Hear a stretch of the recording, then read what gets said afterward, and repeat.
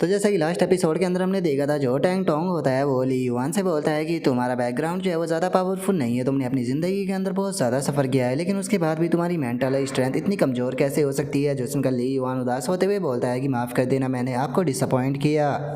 जो सुनकर जो टैंग टोंग होता है वो उन दोनों से बोलता है कि चलो ठीक है, अब तुम दोनों जो है वो यहाँ से जाओ और जाकर आराम करो, क्योंकि मुझे भी थोड़ा आराम जो है वो करना है। जो सुनकर वे दोनों भी ओके बोलकर वहाँ से चले जाते हैं।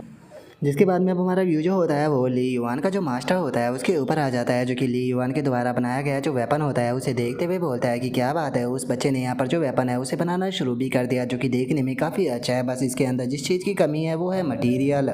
मैंने ये कभी भी नहीं सोचा था कि वो बच्चा जो है वो इतनी जल्दी इम्प्रूव जो है वो कर जाएगा। सच में इसकी इम्प्रूव करने की जो एबिलिटी है वो बहुत ज़्यादा फास्ट है। और सच में इस वेपन की शार्पनेस को देखने के बाद में ये चीज़ कहना गलत नहीं होगा कि उसे अपना डिसाइपल बनाना मेरा कोई भी गलत फैसला जो है वो सच में नहीं था। और अब उसके इतना बोलते के साथ ही हमारा व्यू जो होता है वो ली युआन के ऊपर आ जाता है, जो कि जो फैटी होता है उससे बोलता है कि क्या आप अब कहना चाहते हो कि जो किन जियाओ है उसे फाउजी माउंटेन पर भेज दिया गया है। जो सुनते के साथ ही जो फैटी होता है वो ली युआन को बताता है कि हाँ, जनरल मैनेजर जो है वो कल वापस आए थे, जिसके बाद में उन्हें सारी चीज़ें जो है वो पता चल गई, जिसके बाद में उन्होंने किंजिया को एक काफ़ी बड़ा लेक्चर दिया और उन्हें यहाँ से भेज दिया। लेकिन मैं तुम्हें एक चीज़ जो है वो बता देना चाहता हूँ कि अगर कोई भी हमें भी ट्रे जो है वो करता है तो उसे केवल ट्रांसफ़र कर देने से ही उसे छूट जो है वो नहीं मिल जाती है, तो इसीलिए तुम कह सकते हो कि ये मैटर अभी ख़त्म नहीं होने वाला। जो सुनते के साथ ही ली युआन जो होता है वो फैटी से पूछता है कि चलो ठीक है, मैं आपसे एक बात जो है वो पूछना चाहता था कि कल क्या आप जो गाओलुओ टेम्पल है उसके अंदर जाने वाले हो।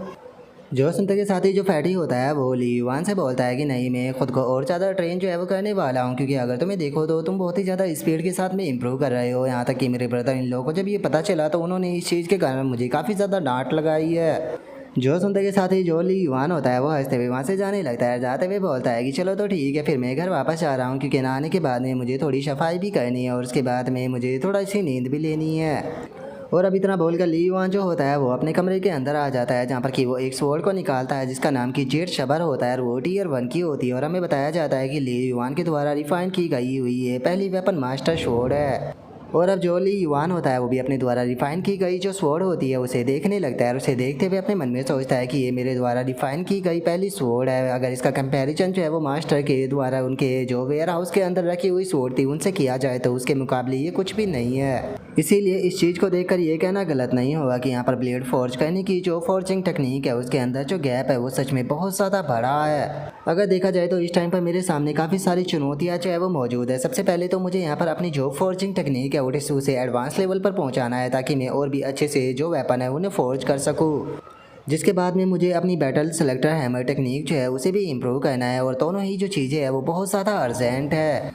अगर सुपीरियर मार्शल आर्ट की बात की जाए तो उसे सीखना बहुत ही ज़्यादा हार्ड होता है, और अगर जो बैटल सेलेक्टर हैमर टेक्निक है अगर उसके दो फाइनल फॉर्म जो है उनकी बात की जाए तो उन दोनों को भी सीखना और प्रैक्टिस करना सच में बहुत ही ज़्यादा हार्ड है। लेकिन अभी के टाइम पर मैं सोच रहा हूँ कि जो weapon strike first click move है अगर मैं उसका जो बेसिक है वो सीख लेता हूँ तो क्या उसके बाद में शायद हो सकता है कि मैं किन जियाओ जो है उसे चैलेंज कर पाऊँ। मुझे ये चीज़ जो है वो ट्राई कर देखनी चाहिए। और अब ली युआन की तरह सोचते के साथ ही हमारा व्यू रात पर आ जाता है, जहाँ पर कि हम देखते हैं कि जो सिटी होती है वो बहुत ही खूबसूरती के साथ में सजी हुई होती है, और जो ली युआन होता है वो भी वहाँ पर आ जाता है। और जो ली युआन होता है वो खुश होते हुए अपने मन में सोचता है कि जो वेपन मास्टर पेन है वो अचानक से ही यहाँ पर वाइब्रेट जो है वो कर रहा है। मैं तो यहाँ पर इस चीज़ को जानने के लिए बहुत ही ज़्यादा बेकरार हूँ, पता नहीं इस गली में कितने ज़्यादा अच्छे अच्छे वेपन जो है वो मौजूद होंगे। और इतना सोचते के साथ ही ली युआन का ध्यान जो होता है वो अचानक से सामने की तरफ जाता है, जहाँ पर कि एक स्ट्रक्चर जो होता है वो कपड़े से ढका हुआ होता है, जिसे देखकर ली युआन हैरान होते हुए बोलता है कि ये स्ट्रक्चर तो बहुत ज़्यादा बड़ा है। मैं सोच रहा हूँ कि अगर मैं इस बड़े से जो ट्रेजर को चुराने में कामयाब जो है वो हो जाता हूँ तो क्या मैं इसे अपना वेपन मास्टर सिस्टम जो है उसके अंदर डाल पाऊँगा।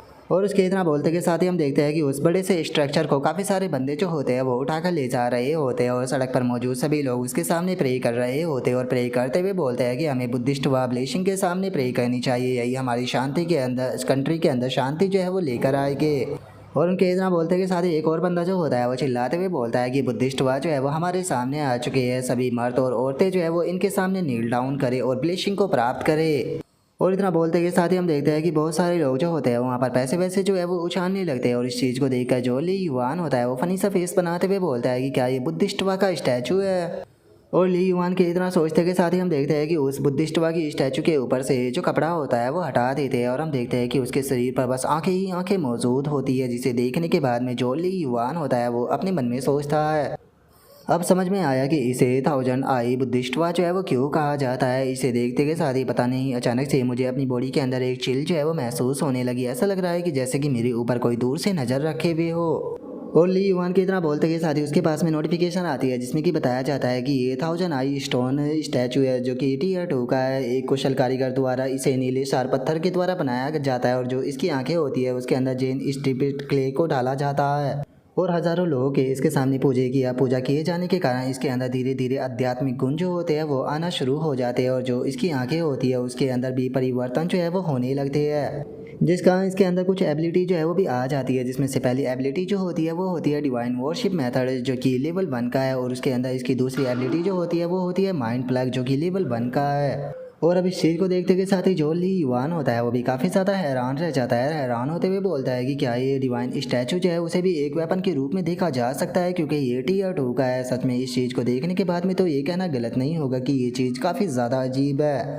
सच बताऊँ तो इस स्टैचू को देखने के बाद में मेरा जो लालच है वो बहुत ज़्यादा बढ़ चुका है, लेकिन उसके बाद भी ये चीज़ जो है वो मेरी समझ के परे है। तो इसीलिए मेरे हिसाब से सही यही रहेगा कि मुझे इस स्टैचू के बारे में भूल जाना चाहिए। और अब इतना बोलकर जो ली युआन होता है वो आसपास में रखे हुए जो वेपन होते हैं उन्हें चेक करने लगता है, जहाँ पर कि ज़्यादातर जो वेपन होते हैं वो टीयर 1 के होते हैं। जो देखकर ली युआन अपने मन में सोचता है कि यहाँ पर ज़्यादातर सभी वेपन टीयर 1 के हैं, क्योंकि टीयर 2 के वेपन जो होते हैं वो बहुत महंगे होते हैं और ऑर्डिनरी लोग उन्हें अफोर्ड नहीं कर सकते। और अब इतना सोचकर ली युआन जो होता है वो एक दूसरी जगह पर आ जाता है, जहाँ पर कि काफ़ी सारे पेपर जो होते हैं वो चिपके होते हैं, जिसे देखकर ली युआन अपने मन में सोचता है कि क्या बात है, जो नियान जू है उसके ऊपर लगी हुई जो बाउंटी है उसके प्राइस को और भी ज़्यादा बढ़ा दिया गया है। और अब इतना बोलकर जो ली युआन होता है वो टेंपल की तरफ देखने लगता है, जिसके अंदर की बहुत सारे लोग जो है वो जा रहे होते हैं, जिसे देखने के बाद में जो ली युआन होता है वो बोलता है कि अच्छा तो इसे ही क्रिपल कोड टेंपल जो है वो कहा जाता है। और ली युआन के इतना बोलते के साथ ही अचानक से एक और स्टैचू जो होता है वो वहाँ पर आने लगता है, जिसे देखकर ली युआन जो होता है वो बोलता है कि पिछला जो स्टैचू था वो एक वेपन था, तो क्या इसका मतलब ये हो सकता है कि ये स्टैचू भी कोई वेपन हो।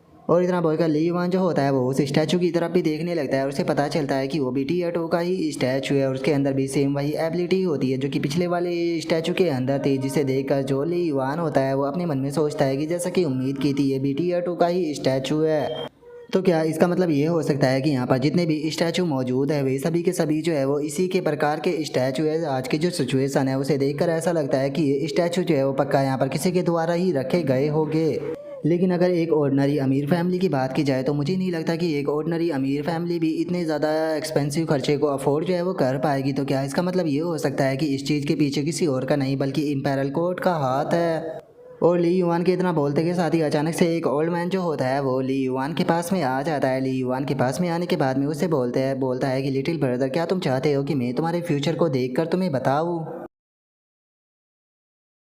और अब उस ओल्ड मैन के इतना बोलते के साथ ही जो हमारा आज का एपिसोड है वो यहीं पर ही कंप्लीट हो जाता है। तो नेक्स्ट एपिसोड के अंदर देखें कि आगे क्या होता है। अगर आप लोगों को वीडियो अच्छी लगी हो तो लाइक करना, चैनल को सब्सक्राइब करना। मैं मिलता हूँ नेक्स्ट एपिसोड के अंदर, तब तक के लिए बाय बाय गाइस।